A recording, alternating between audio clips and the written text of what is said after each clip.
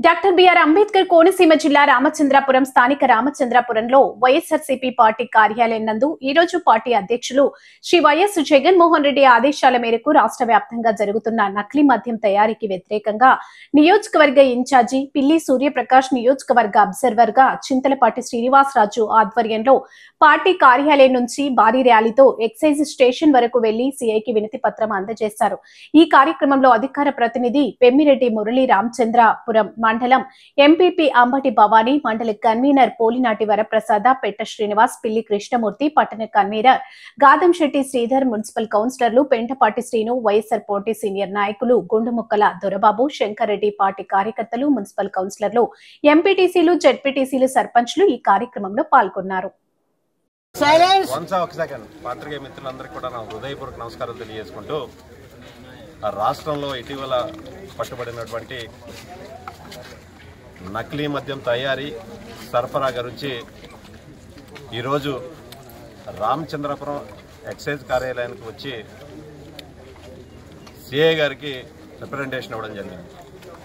ఏవైతే నకిలీ మద్యం తయారీ వల్ల ఈ రాష్ట్రంలో ఉన్నటువంటి ప్రజల ప్రాణాలు పోతున్నాయో, ఎవరైతే తయారు చేస్తున్నారో వారిపై చర్యలు తీసుకోవాలని కోరుతూ ఈరోజు వైఎస్ఆర్ కాంగ్రెస్ పార్టీ తరఫున ఒక రిప్రజెంటేషన్ ఇవ్వడం జరిగింది.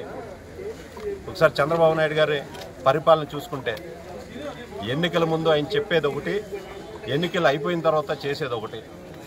ఈ రాష్ట్రంలో ఎన్నికల ముందు చంద్రబాబు నాయుడు గారు ఎన్నికల సమయంలో ఏం చెప్పారండి? ఆయన నేను సూపర్ 6 హామీలతో పాటు ఈ రాష్ట్రంలో ఉన్నటువంటి మందు బాబులకి నాణ్యమైన మద్యాన్ని అందిస్తానని చెప్పి ఈరోజు అధికారంలోకి వచ్చిన తర్వాత గడిచిన 15 నెలల నుంచి అధికారం రాగానే లిక్కర్ షాపులు ఎవరి చేతుల్లో కట్టబెట్టారంటే తెలుగుదేశం పార్టీ నాయకులు, కార్యకర్తలతో చేతుల్లో కట్టబెట్టారు.